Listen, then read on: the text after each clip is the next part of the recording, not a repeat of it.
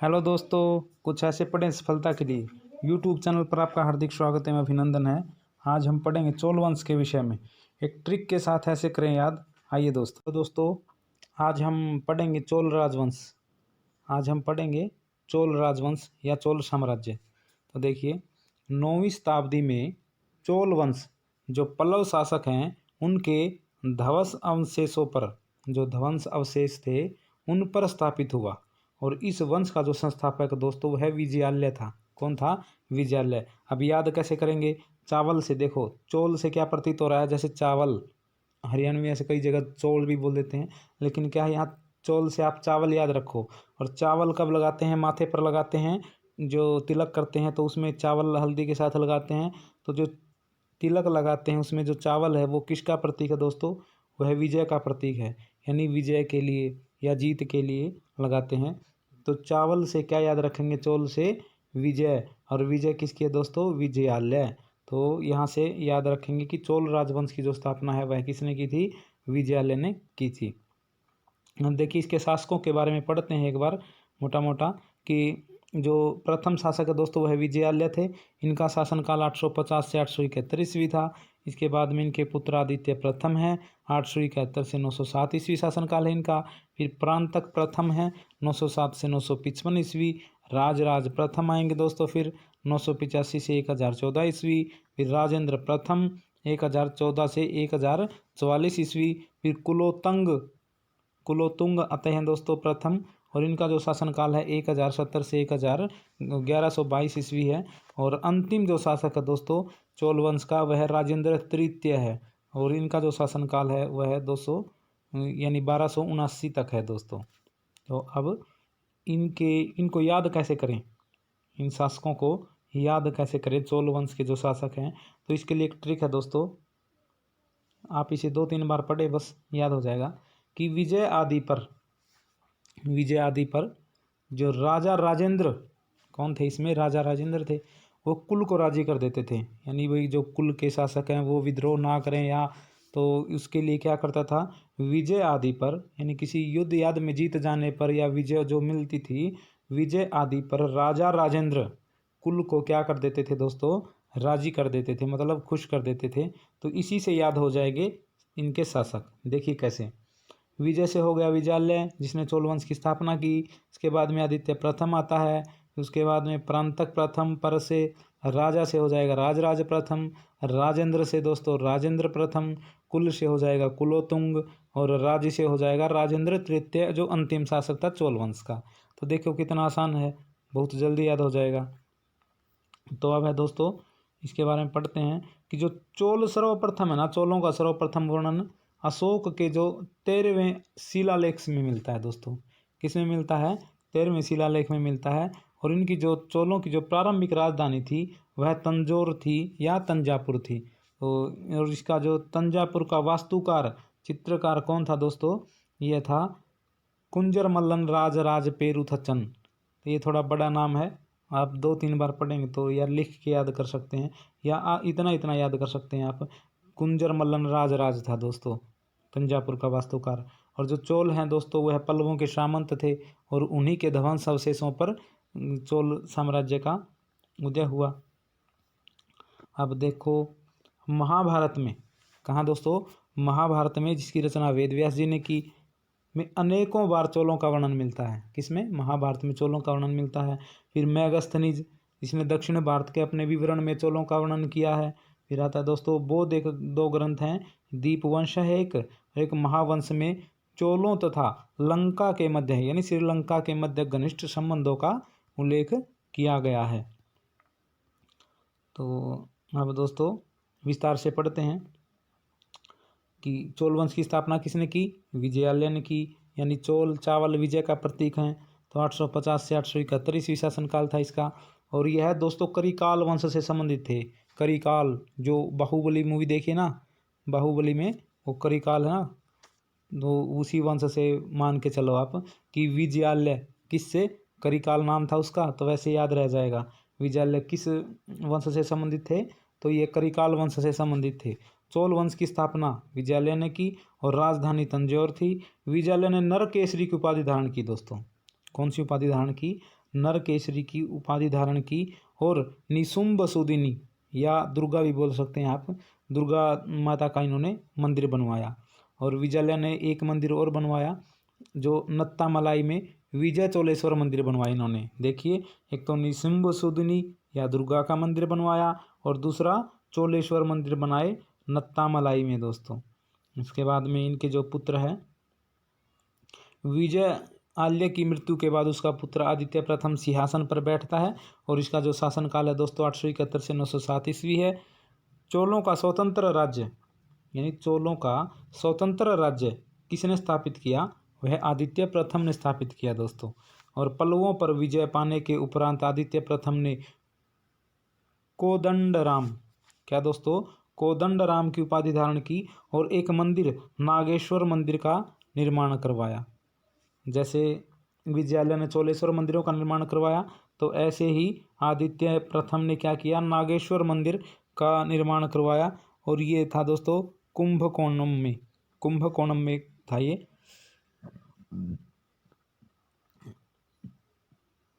इसके अतिरिक्त इसने पल्लव राज्य पर आक्रमण करके अपराजित वर्मन जो इसका अंतिम शासक था पल्लव साम्राज्य का, को मार डाला और तोंडमंडलम पर अधिकार कर लिया और इस प्रकार पल्लव वंश का अंत हो गया। इसने कावेरी नदी के दोनों तटों पर मंदिर बनवाए दोस्तों। कहाँ पे बनवाए? कावेरी नदी के दोनों तटों पर शिव मंदिरों का निर्माण करवाया आदित्य प्रथम ने। उसके बाद में क्या होता है? आदित्य प्रथम की मृत्यु के बाद उसका पुत्र प्रांतक प्रथम राजगद्दी पर बैठता है और यह शिव उपासक था दोस्तों। इसका जो शासनकाल है 907 से 955 ईस्वी था दोस्तों। इसने 915 ईस्वी में पांड्यों तथा श्रीलंका की संयुक्त सेनाओं को वेल्लूर में, कहाँ पे दोस्तों? वेल्लूर में परास्त करके यानी हरा करके मदुरा पर अधिकार कर लिया और इसी कारण से इन्होंने मदुरई कोंड की उपाधि धारण की और एक मंदिर का निर्माण कराया दोस्तों। इन्होंने कोरंगनाथ मंदिर भी बनवाया। किसने बनवाया? ये कोरंगनाथ मंदिर प्रांतक प्रथम ने बनाया। जैसे विजयालय ने चोलेश्वर मंदिर बनवाए और इसके बाद में आदित्य प्रथम ने भी मंदिर बनवाया था, तो प्रांतक प्रथम ने कोरंगनाथ मंदिर का निर्माण करवाया दोस्तों। और मदुरई कोंड की उपाधि धारण की। 915 में इसने पांड्यों तथा श्रीलंका की संयुक्त सेनाओं को वेल्लूर में हराकर मदुरा पर आक्रमण या अधिकार कर लिया था। जो प्रांतक प्रथम है इसने तल्लकोटम, ये तक्कोलम है दोस्तों, तक्कोलम के युद्ध में राष्ट्रकूट शासक जो कृष्ण तृतीय ने इसको हरा दिया। प्रांतक प्रथम को राष्ट्रकूट शासक कृष्ण तृतीय ने हरा दिया तक्कोलम के युद्ध में और यह हुआ था 949 ईस्वी में और तंजौर पर अधिकार कर लिया कृष्ण तृतीय ने दोस्तों। और इस युद्ध में क्या हुआ दोस्तों? इस युद्ध में प्रांतक का जो बड़ा लड़का राजादित्य मारा जाता है। कौन मारा जाता है? प्रांतक का जो बड़ा लड़का राजादित्य वह मारा जाता है। इसके बाद में दोस्तों राज प्रथम या अरिमोली वर्मन भी इसको कह सकते हैं आप, ये आते हैं, ये भी शिव उपासक थे और इनका जो शासनकाल है दोस्तों 985 से 1014 ईस्वी तक था। चोल साम्राज्य की महानता का अगर वास्तविक संस्थापक राज प्रथम को कहें तो इसमें कोई अतिशयोक्ति नहीं होगी। तो चोल साम्राज्य की महानता का वास्तविक संस्थापक सुंदर चोल का या उत्तम चोल भी कह सकते हैं आप इसको, या फिर उत्तम चोल का पुत्र अरिमोली वर्मन था, जिसे राज प्रथम के नाम से भी जाना जाता है। यानी जो राज प्रथम है दोस्तों इसी को अमोली वर्मन कहा गया है। अब तक क्या था? इसके शासनकाल में देखिए कितना विकास होता है चोल साम्राज्य का। अब तक के जो चोल शासकों ने क्या किया? अपनी विजयों का जो प्रचार है वह दक्षिण तक ही सीमित रखा था, परंतु राज प्रथम ने दक्षिण और उत्तर दोनों पर राज किया। इसने क्या किया? उत्तर व दक्षिण दोनों पर राज किया। राज की जो प्रथम विजय है, प्रमुख विजय है दोस्तों, वह थी केरल, पांड्य, श्रीलंका एवं मालदीव थी। इसने इन देशों को जीत लिया था दोस्तों। उत्तर पूर्व में उसकी सबसे महान विजय कलिंग की विजय थी। कौन सी विजय थी दोस्तों? कलिंग, जिसने अशोक ने 261 ईस्वी में इस पर आक्रमण किया था, वही कलिंग है। इसने पांड्य, चेर तथा श्रीलंका के गठबंधन को पराजित कर दिया। यानी पांड्या, चेर और श्रीलंका ये तीनों ने गठबंधन किया और इसके साथ युद्ध किया, परंतु राजराज प्रथम ने इनको पराजित कर दिया। इसने श्रीलंका के शासक महेंद्र पंचम को हराकर लंका के उत्तरी क्षेत्र पर अधिकार कर लिया। कौन से क्षेत्र पर अधिकार कर लिया दोस्तों? उत्तरी क्षेत्र पर अधिकार कर लिया। और राजराज प्रथम ने उत्तरी श्रीलंका में चोल साम्राज्य का एक नया प्रांत मुंडी चोल मंडलम, कौन सा है दोस्तों? यह मुंडी चोल मंडलम बनाया और पेलनरुआ को इसकी राजधानी बनाया। थोड़े अटपटे नाम हैं, लेकिन एक बार दो बार पढ़ेंगे तो आसानी से याद हो सकते हैं, ऐसी बात नहीं है। राजराज प्रथम ने उत्तरी श्रीलंका में चोल साम्राज्य का एक नया प्रांत मुंडी चोल मंडलम बनाया और पोलनरुआ को इसकी राजधानी कैपिटल बनाया दोस्तों। उसने जो पोलनरुआ का नाम जगन्नाथ मंगलम रखा। और इसकी एक विशेषता है दोस्तों, राजराज प्रथम है दोस्तों, वह पहला शासक था जिसने जल सेना की व्यवस्था की। कौन सा शासक था यह? चोल वंश का प्रथम शासक था जिन्हें जल सेना की व्यवस्था की। और चोलों की नौसेना है वह सर्वाधिक मजबूत थी, यानी जो नौसेना के लिए विख्यात है चोल वंश। राजराज प्रथम ने मालदीव पर अपनी शक्तिशाली नौसेना की सहायता से ही विजय प्राप्त की थी। तो दोस्तों राजराज प्रथम ने श्रीलंका, मालदीव, मालदीव पर विजय प्राप्त की थी। यह प्रथम चोल शासक था जिसने अपने राज्य की समस्त भूमि की नाप करवाई थी। तो दोस्तों राजराज प्रथम ने अपने राज्य की समस्त भूमि का नाप करवाया था अपने शासनकाल में। इसके बाद में आता है दोस्तों कि अपने जीवन काल में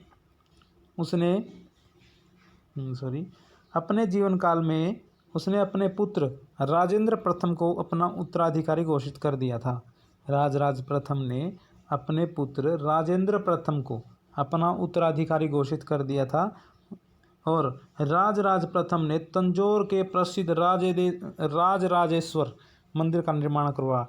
ये बहुत महत्वपूर्ण क्वेश्चन है दोस्तों, अक्सर एग्जाम में पूछा जाता है कि राजराजेश्वर मंदिर का निर्माण किसने करवाया। तो इसका निर्माण कब करवाया? तो पूछे तो 1009 ईस्वी में करवाया। और किसने करवाया? तो वो करवाया था दोस्तों राजराज प्रथम ने। और यह इसकी एक विशेषता है कि भारत में बने मंदिरों में सबसे बड़ा और सबसे लंबा मंदिर है दोस्तों ये। कौन सा? राजराजेश्वर मंदिर है, तंजौर में है ये, तंजापुर भी बोल सकते हैं इसको। तो तंजौर के प्रसिद्ध राजराजेश्वर मंदिर का निर्माण राजराज प्रथम ने 1009 ईस्वी में करवाया, जो भारत में बने मंदिरों में सबसे बड़ा और सबसे लंबा है दोस्तों। और राजराज प्रथम ने राजकेसरी एवं चोल मार्तंड की उपाधि धारण की थी। क्या की थी दोस्तों?